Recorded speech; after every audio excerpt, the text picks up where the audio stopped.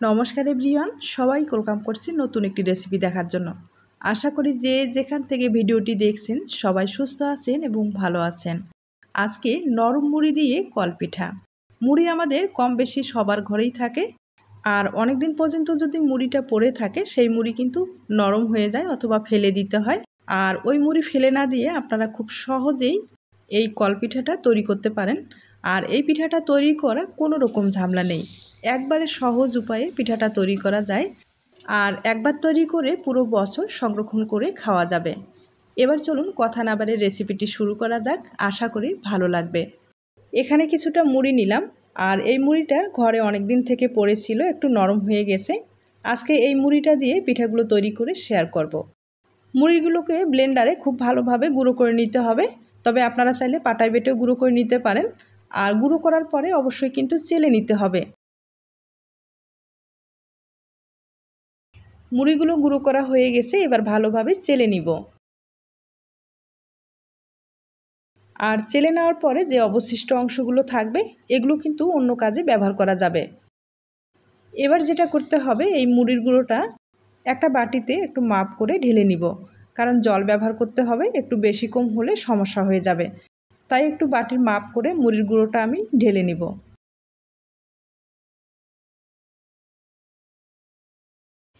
এখানে এক বাটির মতো মুড়ির গুঁড়ো হয়েছে, এবার একটা পাত্রে আমি ঢেলে নিচ্ছি। এখন যেটা করতে হবে, এখানে কিন্তু আটা, ময়দা অথবা চালের গুঁড়ো ব্যবহার করতে পারেন। তাই আমি এখানে এক বাটির মতোই কিন্তু চালের গুঁড়ো ব্যবহার করব। আর আপনাদের হাতের কাছে চালের গুঁড়ো না থাকলে আটা অথবা ময়দা ব্যবহার করতে পারেন। এরপরে সামান্য পরিমাণে লবণ ব্যবহার করলাম, আর খুব ভালোভাবে মিশিয়ে নিতে হবে।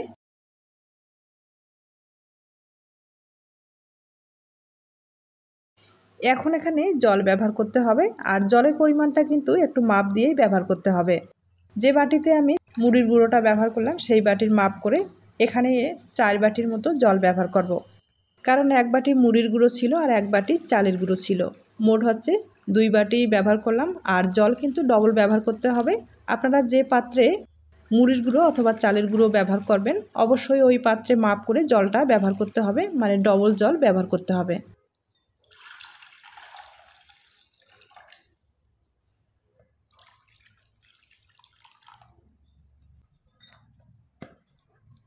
এই পিঠাগুলো তৈরি করার পরে কোনো রকম ভাপে দিতে হবে না, সরাসরি কিন্তু আপনারা রোদ্রে শুকাতে পারেন অথবা ফ্যানের নিচে রেখে পিঠাগুলো শুকিয়ে নিতে পারেন।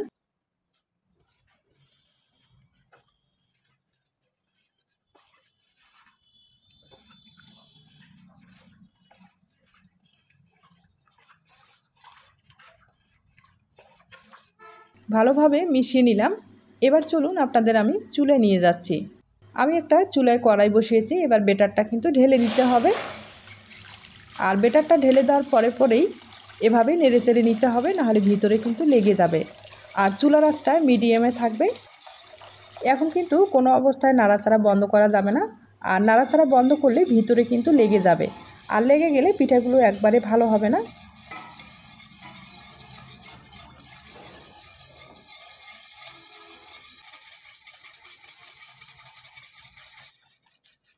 এই মিশ্রণটা একবারে ঘন হয়ে আসছে, দেখতে পাচ্ছেন। এখন কিন্তু একটা চামচের সাহায্যে খুব ভালোভাবে নেড়েচেড়ে দিতে হবে।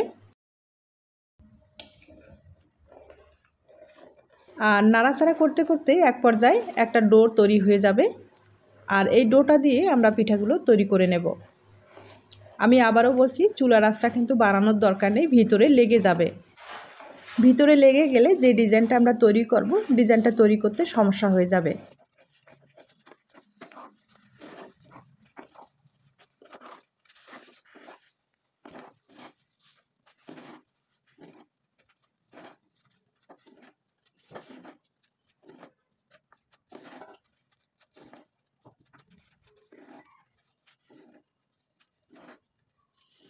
ডোটা আমি খুব ভালোভাবে তৈরি করে নিলাম।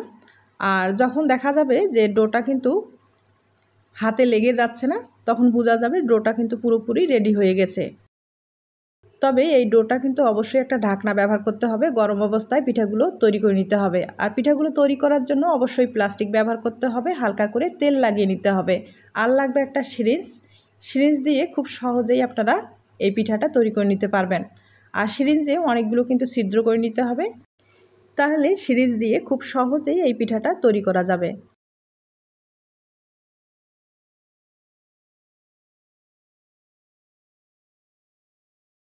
দেখতেই পারছেন পিঠাটা তৈরি করা কোনো রকম ঝামেলা নেই, একবারে সহজভাবে পিঠাটা তৈরি করা যায়। তবে আবারও বলবো, এই পিঠাগুলো যখন তৈরি করবেন অবশ্যই গরম অবস্থায় তৈরি করতে হবে। আর যতবার এই ডোটা ব্যবহার করবেন অবশ্যই কিন্তু ঢেকে রাখতে হবে। আর খুব তাড়াতাড়ি চেষ্টা করবেন পিঠাগুলো তৈরি করার জন্য। আর ঠান্ডা হয়ে গেলে এটা কিন্তু পুরোটাই জমে যাবে, তখন সিরিজ দিয়ে পিঠাগুলো তৈরি করা সমস্যা হয়ে যাবে। তাই গরম অবস্থায় যত তাড়াতাড়ি পারেন পিঠাগুলো তৈরি করে নেবেন।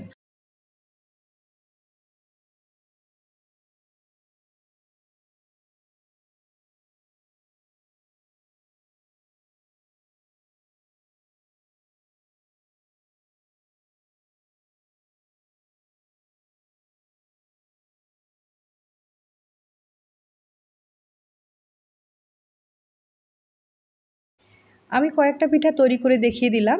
এবার সামান্য ডোয়ে একটু ফুড কালার ব্যবহার করলাম, এটা একটু দেখার সৌন্দর্যে। আপনারা যদি ফুড কালারটা পছন্দ না করেন সেক্ষেত্রে কিন্তু স্কিপ করতে পারেন। এই পিঠাগুলো তৈরি করার পরে আর কিন্তু ভাপে দিতে হবে না। এখন সরাসরি যদি আপনাদের রৌদ্রের ব্যবস্থা থাকে রৌদ্রে শুকিয়ে নেবেন, অথবা ফ্যানের নিচেও কিন্তু শুকাতে পারেন। তবে ফ্যানের নিচে শুকালে একটু সময় লাগবে, আর আমার মনে হয় একটু রৌদ্রে শুকালেই ভালো হবে। আমি সবগুলো পিঠা তৈরি করে নিলাম, এবার রৌদ্রে শুকাতে হবে। আর রৌদ্রে শুকার পরেই আমি আপনাদের দেখিয়ে দিচ্ছি।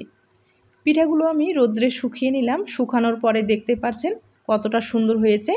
এভাবে কিন্তু আপনারা দীর্ঘদিন পর্যন্ত সংরক্ষণ করতে পারবেন। তবে অনেক দিন পর্যন্ত সংরক্ষণ করতে চাইলে অবশ্যই কিন্তু মাঝে মাঝে একটু রৌদ্রে দেবেন। আর এখন আমি কয়েকটা পিঠা আপনাদের তেলে ভেজে দেখিয়ে দেব।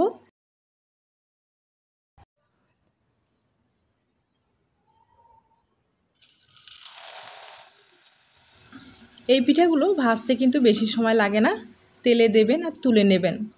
আর দেখতেই পাচ্ছেন ভেজে নেওয়ার পরে পিঠাটা কতটা ফুলে গেছে, আর একবারে কিন্তু মুসমুসে হয়েছে।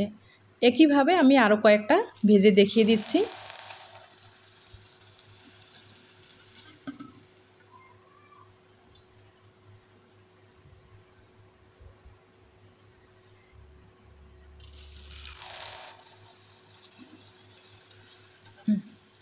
আমি আপনাদের 3টা পিঠা ভেজে দেখিয়ে দিলাম, এবার পরিবেশন করে দেখিয়ে দিচ্ছি। তার আগে ছোট্ট একটা রিকোয়েস্ট থাকবে, পিঠার এই রেসিপিটি আপনাদের কাছে যদি ভালো লেগে থাকে বা আপনার কোনো উপকারে আসতে পারে তাহলে একটা লাইক দিতে পারেন। আর আমি কিন্তু আগে থেকে একটু গুড়ের শিরা তৈরি করে রেখেছি, পিঠাগুলোর উপরে ছড়িয়ে দিলাম, তাহলে পিঠাটা দেখতেও ভালো লাগবে এবং খেতেও ভালো লাগবে। এখন ভেঙে দেখিয়ে দিচ্ছি। হয়তোবা দেখে বুঝতে পেরেছেন কতটা মুচমুচে হয়েছে। একইভাবে আমি আরেকটা পিঠা ভেঙে দেখিয়ে দিচ্ছি।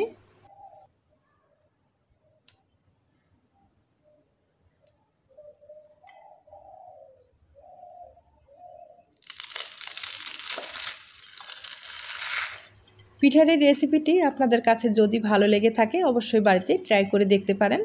তাহলে আজ এ পর্যন্ত, নতুন কোনো রেসিপির সাথে আবার দেখা হবে। সবাই ভালো থাকবেন, সুস্থ থাকবেন এবং নিরাপদে থাকবেন।